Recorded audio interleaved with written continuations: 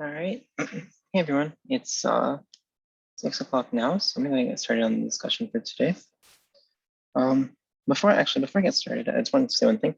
I noticed last time for the discussion when I posted the video, I saw some dislikes, which is fine. I just wanted to make sure that like all of you are kind of getting the material. So I think this time when I upload this, I'm going to like have some like anonymous. I'll figure out how to do it. Like in the description, I'll have like an anonymous Google form or whatever. So if there's something you wanted to tell me, like maybe anonymously, you can, because I kind of want to make sure like that like you're getting excited to these discussions, because if you're not, then what's the point of them? So like if you have any feedback for like anything you want me to do better or anything, that'd be helpful. But if you're fine with it, then you don't need to say anything. But just something. But if you want to like still dislike the video, then go for it. I really don't care. But I just want to make sure that you're getting the most out of it. Okay, so let me go ahead and share my screen so I can start on today's discussion. Okay, so let's do slideshow. Yeah, from B. Okay, so today we're going to be talking about heaps and priority queues. Yeah, so the objectives are, well, we're going to go over a free response question. I'm going to talk about higher aggregator and also circle slides and then heap and priority queues. Okay, then we're going to walk through heapify, what that means, because that's a funny word.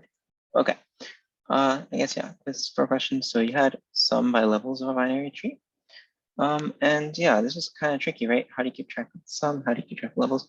And I know it's related to what we talked about last week, but yeah, remember we talked last week a little bit at the end.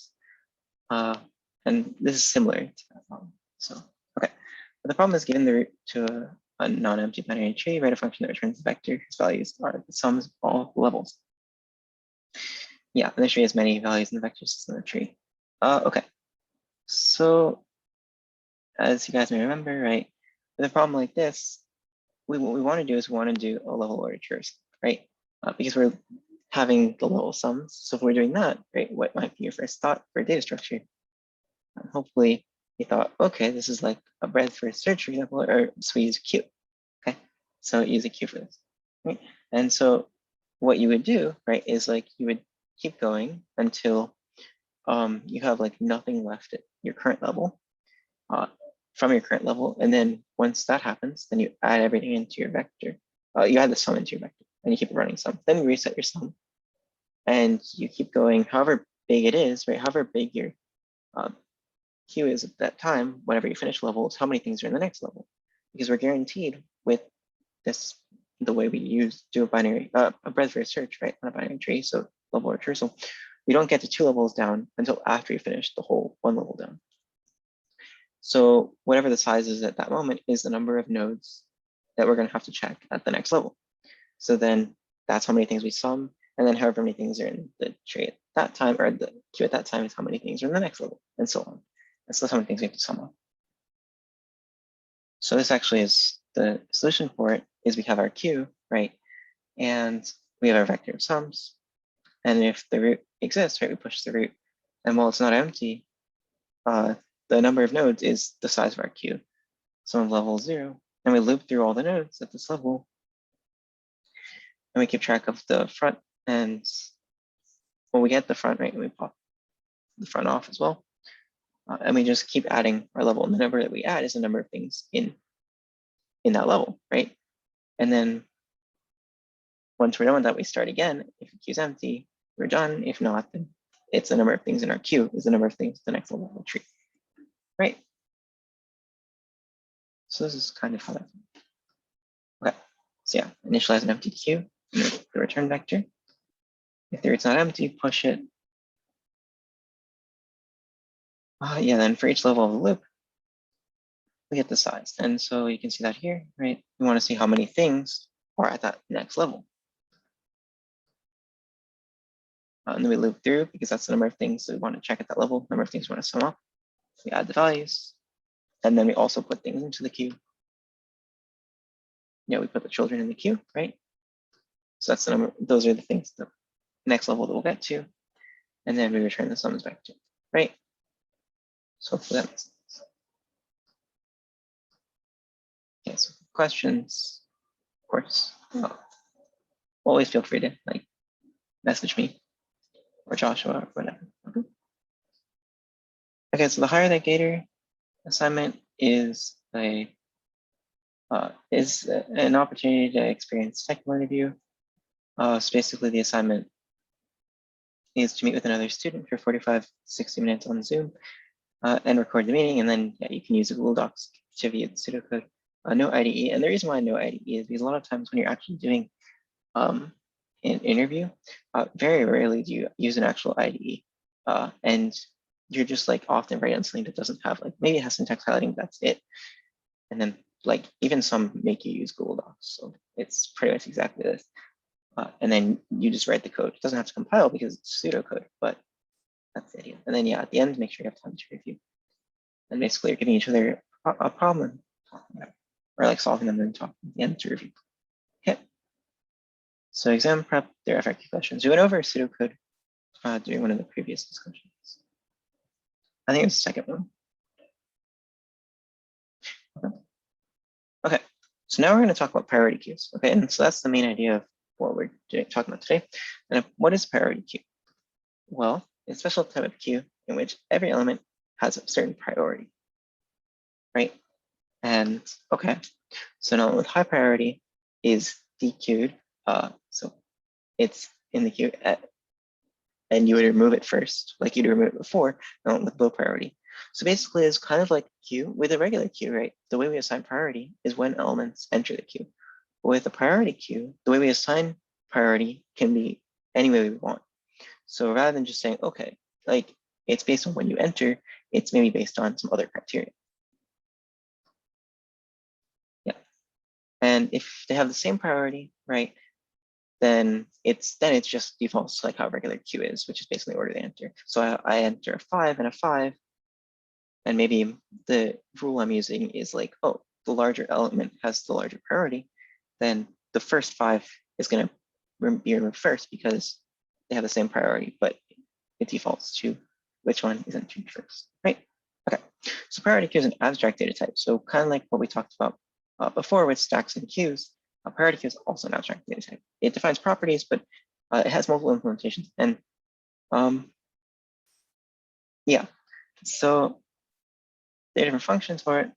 Like in general, there's an insert, a peek, a pop, and those are the 3 main ones. So kind of like with a queue, you can insert into a queue, you can look at the top element and you can remove the top element, right? And so this is the general functions that a priority queue fulfills. And the implementations for it are to, for an unsorted array list, it's fast for insertion, but kind of slow for extraction. These are ways you could implement it. Yeah, so like you could use an unsorted array or list, and yeah, of course, like inserting it into like an unsorted, like if it's unsorted, right, you can insert really fast, but obviously slow to extract these. You have to actually look through everything to find what you're looking for. So, I mean, not the best. You could use a sorted array or list. Of course, it takes more time to insert into it, but it is faster to remove it, right? Which is good. But maybe we could find the balance, right? Like maybe we don't need something necessarily as good as something like a sorted array.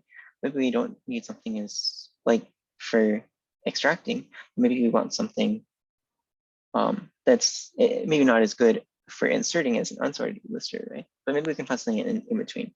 And so maybe your mind goes to something like what we've been talking about in the past, which is a balanced tree, but maybe we can do even better than that.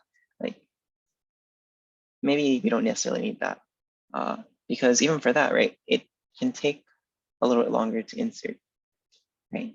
But maybe there's something slightly better. And there is. And the answer is heap. So if you don't know what a heap is, that's fine. I don't expect you to know what a heap is. So yeah, a heap is a tree based data structure, and it implements the whole idea of priority. So what it has is like, rather than saying, okay, with like a balanced binary tree, right?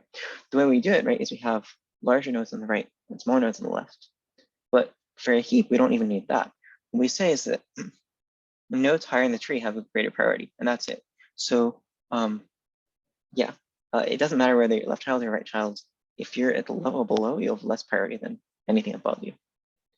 Or you have less priority than your parent or any of your ancestors. And then, yeah, priorities are assigned to a heap ordering property. So basically we can define what that is, right? Maybe I want to define it as like larger elements have more priority. And so a max heap is exactly that, right? It's, you have the greatest priority is the larger values. And each node will be greater than its children, and the root is the largest in the whole heap. But the min heap is the exact opposite. Here we give priority to the smallest value, so the smallest element in the whole heap is at the root. And every node is going to have less priority than its children. So that would be like saying, if I have like 1, 2, and 3, maybe for a min heap, like if I have like 1, 2, and 3, right, then maybe like 1 is my is at the top of my heap, right? It's my root, and then I have 2 and 3, for example. But then if I have a max heap, maybe I have something like this, right? So this would be a max heap on the right and a min heap on the left. Okay. Hopefully that makes sense. Now we're actually going to see it, right? So, and right here, we can also see a min heap on the left and a max heap on the right. And I think they're the same elements. So yeah, as each other. So you can see like, okay, there's a difference. But again, there's no difference between being a left child and a right child here. It's really only what level you're at compared to like your parent and your children. If you're larger than your children, right, then you're in a max heap, for example. If you're larger than your children, you're above them. Okay, well, if you're larger than 2 other elements, you're going to be like above them, right? Like 100 is larger than 40, 50, so it goes. So, okay.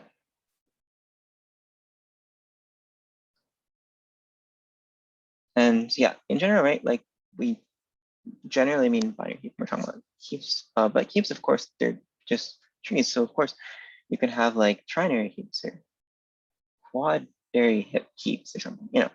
But yeah, a binary heap is a heap that is a complete binary tree. And that's really nice because that means we don't really have to worry about like actually, we don't have to, because we're guaranteed that it's complete, we don't have to worry about like sorting. We don't have to do like the balancing, which is really nice. Yeah, in a complete binary heap, all levels are completely filled except for maybe the last level. I mean, yeah, okay. The last level has all nodes as far left as possible. So yeah, what I mean by not having to balance is like we don't have to go through like quite the balancing factor thing we had to do for as last week we talked about. Right. Yeah, with a complete tree, right, if you remember, it's the last level has all nodes as far left as possible. And all of the levels are filled except for the last one. And usually arrays represent heaps, which is a good way of doing it. It makes it very easy to write. And because it's complete, right, we're guaranteed that the height will always be log n, because the difference between any 2 paths from root to leaf is guaranteed to be a difference of at most 1, right? Because it's a complete tree, and that's just how complete trees work. Because maybe every level is filled except for maybe the last one. So of course, like the most you can have from root to leaf is just difference 1, which is nice. And then for popping, right, that's removing. And so if you want to remove, then that's just log n. Yeah, and you can only remove the root, right?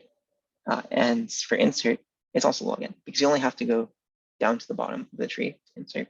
And for pop, right, we'll talk about how that exactly works in a second. But yeah, it's nice. Height log n, pop log n, insert log n. So array representation, generally we use 1 indexed because it's just so much nicer and easier, but 0 index is also possible when we represent it with an array. So the reason why it's nicer is because like to look at the parent, we don't have to do the like I minus 1, just I divided by 2. But okay, you can 0 index it, of course, as well. You just have to do an adjustment. So if we look at this, for example, right, this tree here, then the left child is 2i plus 1, right? If we're 0 indexing, because if this is 0, right, then 2i plus 1 is left child. Well, 2 times 0 plus 1 is 1. So this is the left, right, of 1. Sorry, of the 1 element. And this is the right of the 1 element. And to get back to the parent, it's just I minus 1 divided by 2. So like here, this would be like 2 divided by 2 minus 1 divided by 2 gives us 0, and 1 minus 1 divided by 2 is also 0. Generally, it's, like as I said, it's a lot easier to use one index, and this is generally how we refer to it. But we'll get to that in a second because this is for 0 index. Yeah. But yeah, for 0 indexing, you have to go through this. You do integer division, which is why it ends up working out. Okay. Oh, okay. I guess, yeah, we'll just talk about one indexing here, I guess. So for one indexing, that's generally how I suggest you do it, because it's a lot easier. You can like define the size as whatever size you need plus 1, and then just don't use whatever's in 0. And so then you have your left child as 2i, because it's, for example, if we have this one, right, is 3, right? Its left child is just, if this is index 2, right, it's 2 times 2 is the fourth one, which is this, and 2 times 2 plus 1. So these are just the children. And it makes it really nice, right? It's a lot easier to see. And then just dividing by 2 because of integer division. 5 divided by 2 and 4 divided by 2 both give us 2. Okay.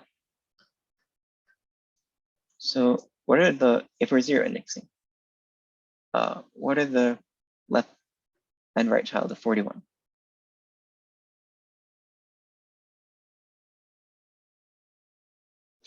Well, if you remember, for 0 indexing, right, the left and right child of 41, we have to multiply by 2 and then add 1 for the left child. So multiply by 2, it's 4, plus 1 is 40, and 41 times 2 plus 2, or no, 41 times 2 times 2 plus 2 gives us 6. So this is our right child for 0 indexing, right? And again, we look at it, right? And what's the left child of 41 for 0 indexed heap? We do the same thing, right? It's just 4 times 2 plus 1 gives us our left child. And for our right child, it's just 4 times 2 plus 2, right? And that's 10. Well, 10 doesn't exist, so it doesn't have a right child. But its left child is going to be 72. Okay. And what are the parents, 71 and 7?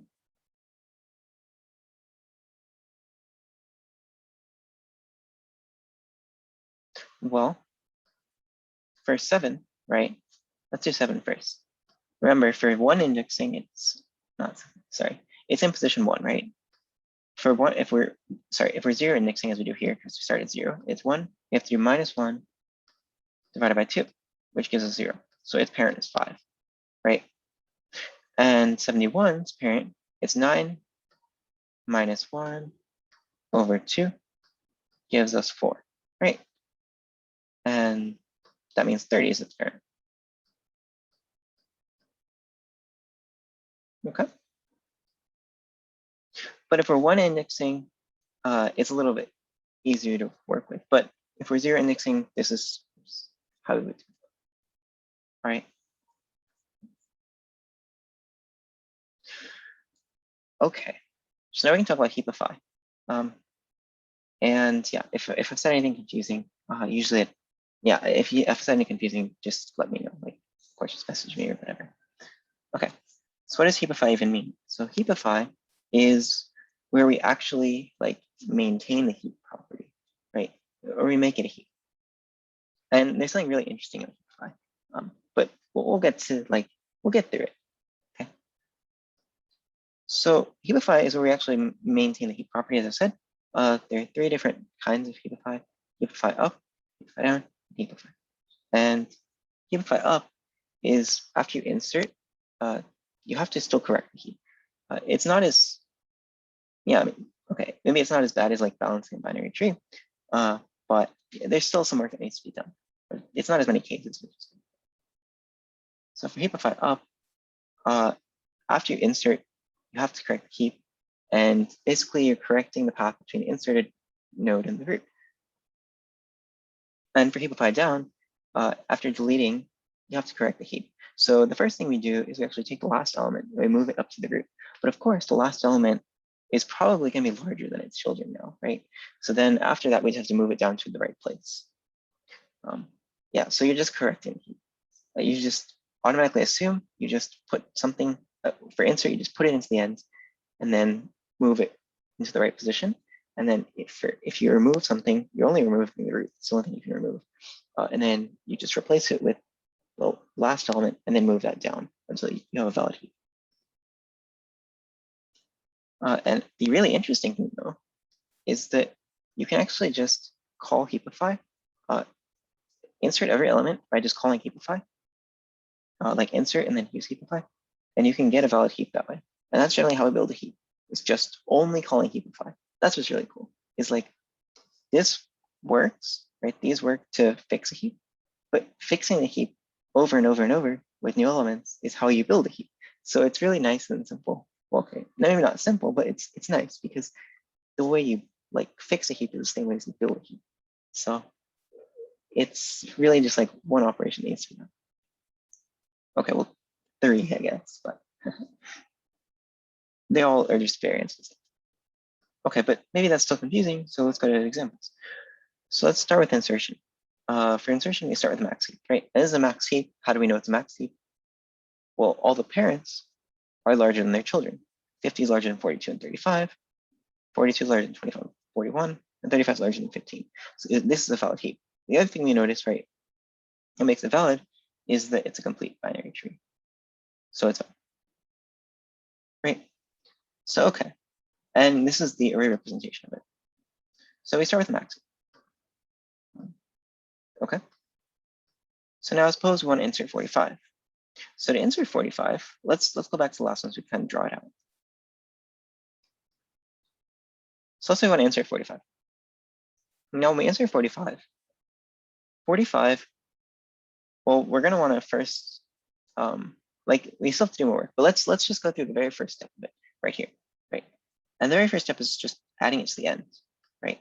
We add it to the end because that's just how you add it. There's no extra work. Oh, there will be extra work, but this is really simple so far, right? We just add it at the end. Boom. We're done with the first step, right? The first step is to add it. We still have to fix it to make it a heap, right? A valid heap. But because it's larger than 35, so still need to fix it. But that's the first step. And so that's why we see this here. We just add it to the end, right? And now we have a heap, but it's not valid yet. And it's not valid yet. Why? Well, it's not valid because it's not like in a max heap, the parents always need to be larger than the children. And that's not true for 35. So now we just need to fix it. How do we fix it? We have to check, right? We have to check first. Check 45 against its parent. How do we know where its parent is? Well, if we're 0 indexing, then it's like the position that 45 is in, minus 1 divided by 2. If we're 1 indexing, it's just divided by 2, right? So its parent, right? Let's just 1 index, 1, 2, 3, 4, 5, 6, 7. Well, if we 1 index, 7 divided by 2 is 3. So check what's in 3. Well, that's 35. That's its parent. Is it larger than its parent? It is, right? So, and it's a max heap. So we need to swap them.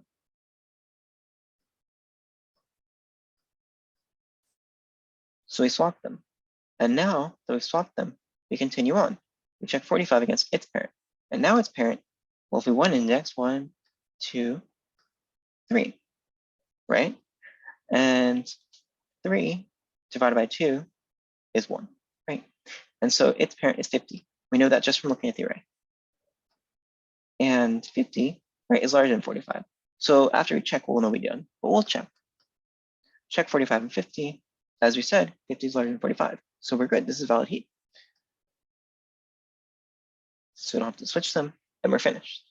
See how simple that is compared to like having to do rotations and all that. It's nice. I mean, it's completely different reason that we do rotations, but it's still kind of nice.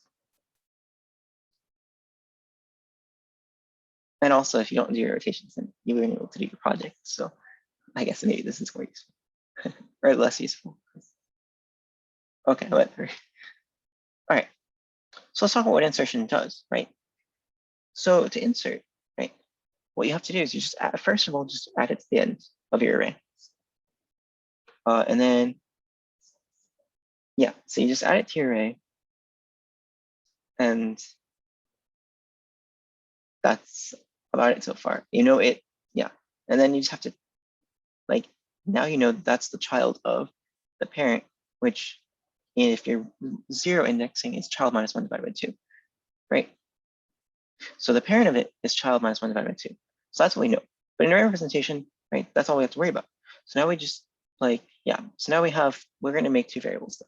We're going to have child variable. So let's say C. C is a size minus 1. So like, let's just do magnitude or absolute value or whatever, minus 1. And parent, we're going to say is child minus 1 over 2, right? So then all we need to do is we just need to keep switching them as long as the child, because imagining this is a max heap, as long as the child is larger than the parent and there is a parent, then we just keep swapping them. So while the parent is greater than or equal to 0, right? So while the parent exists, because obviously if we've reached the root, then we know there's no more way you can go up anymore. So while you haven't reached the root, or as long as you haven't, like as long as the child isn't the root yet, and the parent is larger than the child. Okay, well, this would be for a min heap, but for a max heap, it would be while the child is larger than the parent. But alternatively, for a min heap, right, we care about the minimum, right, going up. So for a min heap, if it's the child is larger than, if the parent's larger than the child, right, then we want to swap them. So we swap them and set the child equal to the parent, right? So we're just like swapping the values in the array and then swapping the positions. Or not swapping the positions, the parent becomes like goes up 1 more spot and the child becomes where the parent was. These are just positions, right? The child will then move up to where the parent was because that's the new position it has. And the child's, and now the parent, right, goes up 1 even more. So now it's the new C minus 1 over 2. So maybe that's confusing, but we'll look here. We'll look at some examples in a second. The other thing I want to mention is that this is going to be log n. And it's going to be log n because the most spots it has to move up, right? You're just swapping up each time. And how many times do you have to swap up? Well, it's a complete binary tree. So log base 2n. So it's log n. That's pretty nice, right? Okay. Yeah. So I guess this will be kind of an example of that. So you can try and answer this.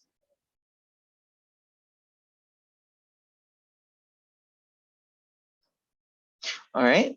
So maybe you've got it, maybe you don't, that's okay. We'll talk about it. So 21 was just inserted in the heap. And we have to adjust the nodes, right? So notice, first of all, that this was before 21 was inserted, a valid max heap. So we check, is 21 larger than 19? It is, so we swap them. So 19 goes here, and 21 goes here. And now, the parent of this guy, like we have it, that's after 1 swap. But now, what parent do we need to check against? Well, we need to check 21 against 32, right? So we're checking like, this is the parent, and this is the child. Originally, this was the parent and this was the child. Then we swapped them, right? We swapped them. So then this became the new child because that's what we want to check against, right? We're still up. And this is our parent, right? It's the new parent because it's the one above it. And now the next thing we do is we're going to check, is 32 larger than 21? It is. So we're done. We don't have to do any more swaps. Because if you think about it, right? Like anything, even if this weren't the end, like if there were more, it was more above it, we know this guy is smaller than all the above it because it's a max heap, right? So if we stop, if this one is less than this one, right? If 21 is less than 32, then it must be larger than anything above 32 as well, right? So that's what we're done.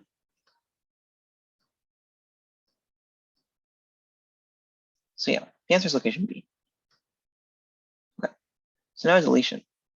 And deletion is also very similar to insertion and kind of like what you're checking.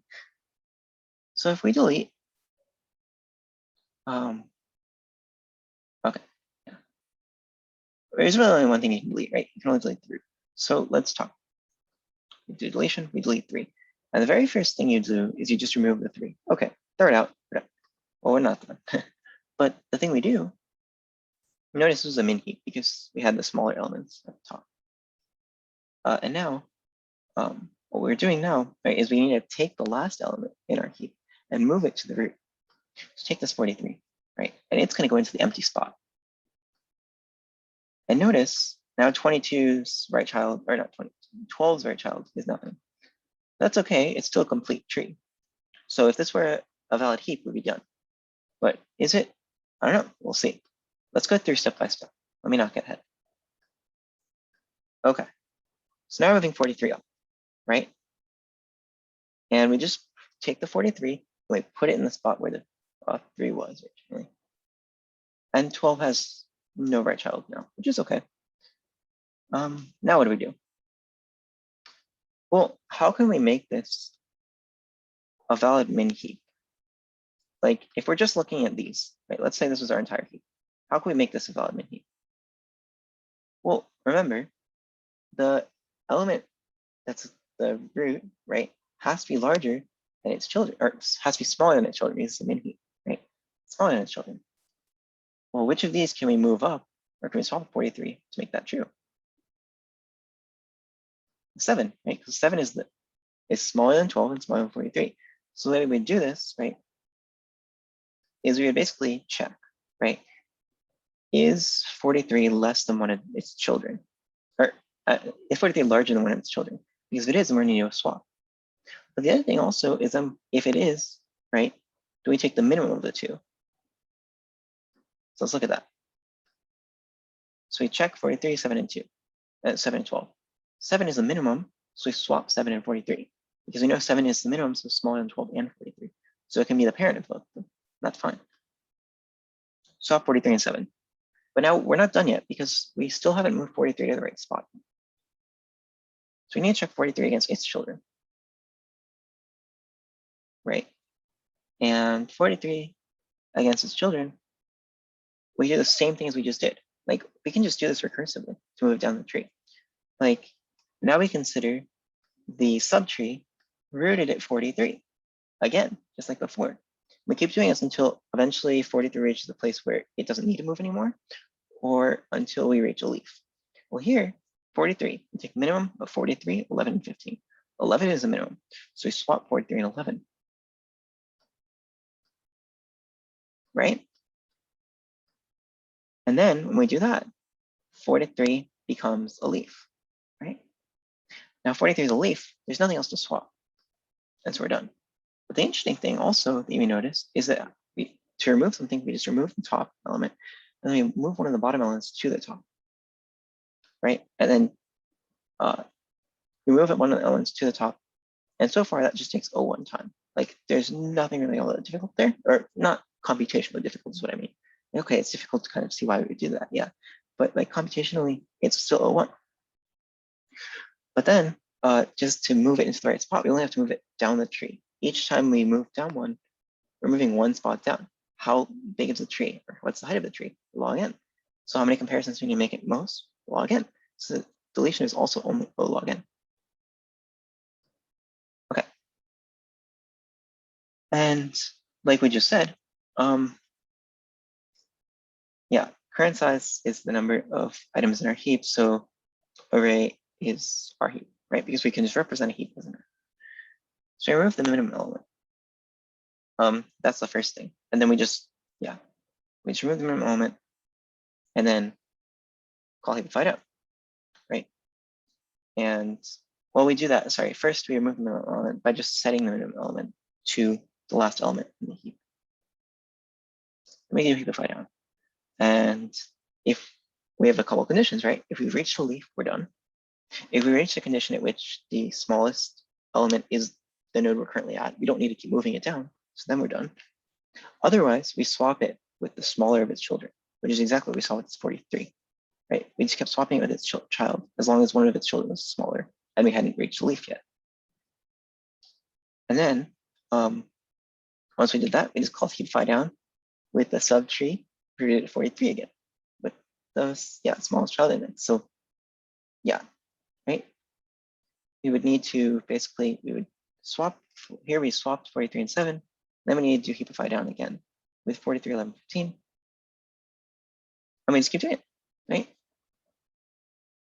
Until we're done, right? Until we reach one of the end conditions. Okay, so here's a question for you guys. Assuming this heap just removed its root, what node will take its place before we call heapify? Like right away, what takes its place?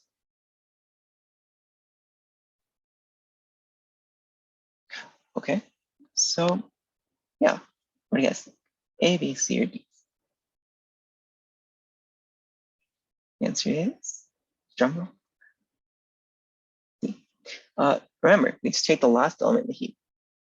And remember, a heap isn't necessarily sorted. It's usually like at the levels, I mean, like across the whole level, it may not be sorted. In this case, like it's definitely not. 37 is larger than 47. That's fine. All right, 37 is not larger than 47. That's okay. So we just take the last element and just move it to the top. That's exactly what we do here. Okay. So what if I turn a binary search tree into a heap? Is that even possible? Yeah, it is, right? The thing about a heap though, right, is that a heap or a binary search tree has the left children smaller than the root and the right child larger than the root. Whereas a heap, anything lower than you is, if we're doing like if it's a max heap, anything lower than you is smaller. If it's a min heap, anything lower than you is larger, right? So there are a couple things. So making a min heap, right? What we can do for a min heap is iterate through the tree in order traversal. Now, why would we do that? Because it just gives us all the elements in order. So like it'll just give a sort, it basically just gives us a sorted list to work with. And then we pass through the tree with a pre-order traversal. So now if we think about what we're doing, right? We have a sorted list and our pre-order traversal, if you remember, is node left, right. So what this is saying is we're going through in order. So like we have all our elements already in order, and then we go, okay, we have our elements in order. So we something like 1, 2, 3, 4, 5, right? Right. And then we do node left, right. So that means that at the root, we're going to have our smallest element, right? 1. And then we go left and right. So then we're going to have a 2. And then, yeah, and then we have like a 3, right? And then maybe we'll be done. I don't know. And then maybe it would be something like this, right? A 4 and a 5. And as you might be able to see, right, this is a valid min heap because everything above you is larger than you. But okay, let's keep going through, kind of see. Yeah, I guess I should have gone to that. Sorry. Yeah, for every node that we pass, we replace it with the node of the inward traversal at that index, which is what I meant here, right? 1, 2, 3, 4, 5. We're replacing, like, if this was our original tree, right? Maybe it was 3. Well, I guess the one I originally drew would have 4, right? 4, 5, and like 3, 1, 2, right? Then we would have 1, 2, 3, 4, 5. And then we would get the tree I drew a moment ago. Yeah, with it was 1 and then 2 and 3, 4, 5. Right? Yeah. Left, node, left, right. Yeah, that's right. Okay, cool. And then you can just replace it as you go through, right? And notice that just transformed this binary tree into a valid min heap. For a max heap, it's very similar. You iterate through, and so let's consider exactly the same tree. You pass through the tree now with a post-order traversal, and for each node, just replace the in-order one with the one at the same index. So remember, a post-order, we do left, right, node. And so now, 1, 2, 3, 4, 5, what we would do now is we go left, left, left, left, right? And so then it means 1 would go here, like at the smallest. And we prioritize going left, so left, left. And now we have to go back up, right? And so we would have, we go left, left, and we would have left. Okay, and here we go left, right node. So then we would have next to it the 2, and above it the 3. And then up here, we would have left, right node. So again, we prioritize going right. So we'd have the 4 here and the 5 here. And as you can see, that's also a valid max heap. So for min heap, you do a pre-order, and then for max heap, you do a post-order. Sorry, for binary heap, or binary tree. So yeah, it's pretty cool. So how do we turn this tree into a min heap?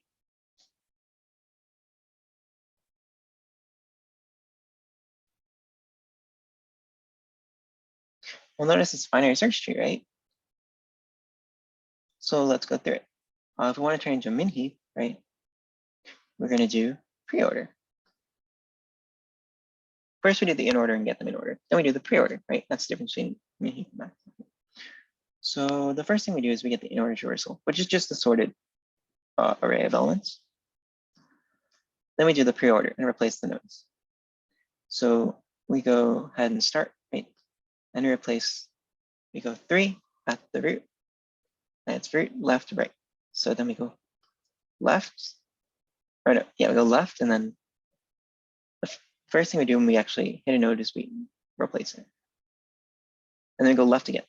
Because our priority is going left over right, and then we just replace that with the next element in our list. And then we remember have root, left, then right.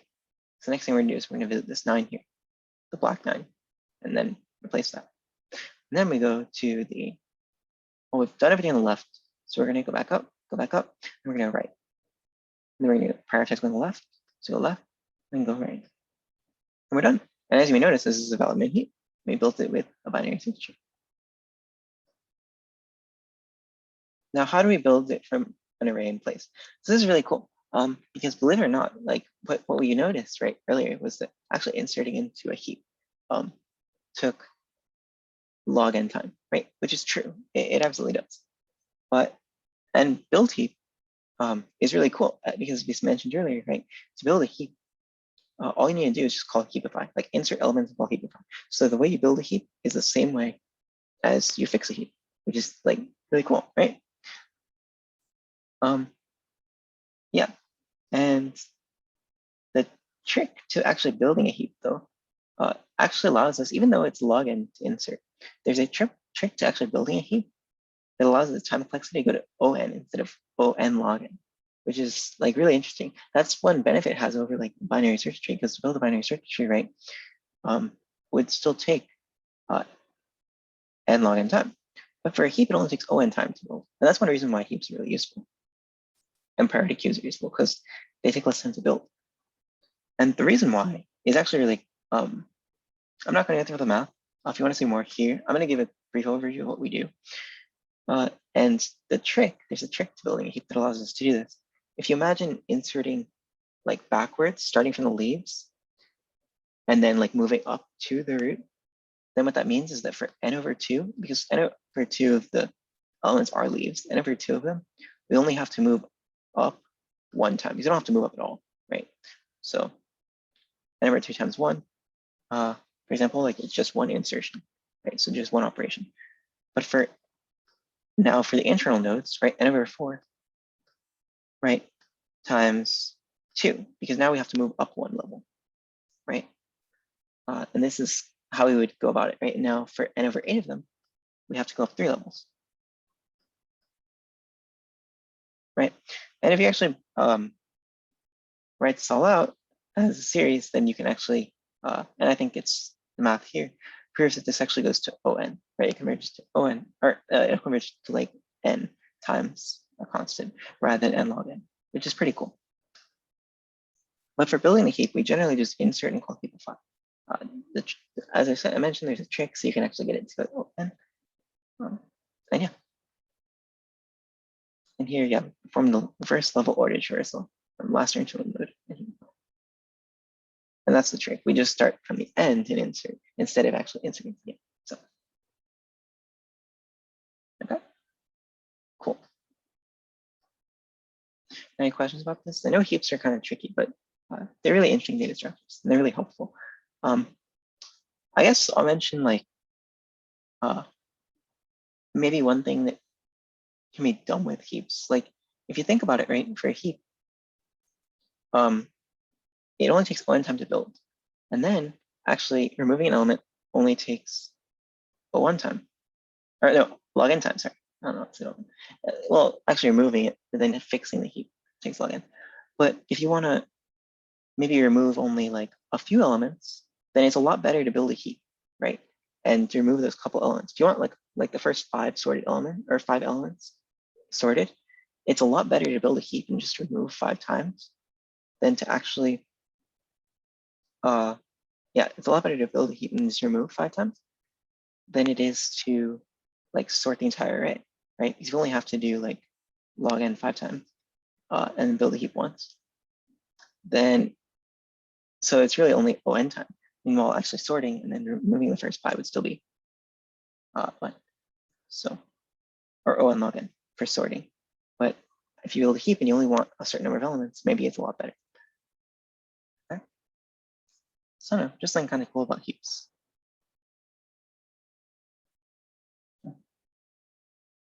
Yeah, so if you have questions, of course, message me. Or Joshua or something, or send a message in Slack. Yeah, please talk a little about implementations of them. And yeah, you have a quiz due. I think that's it. Thanks for listening. And I'll see you guys all soon. And oh yeah, if you have any comments, like I mentioned, go ahead and leave them in the Google Sheets I'll make. And you can leave them anonymously. That's okay.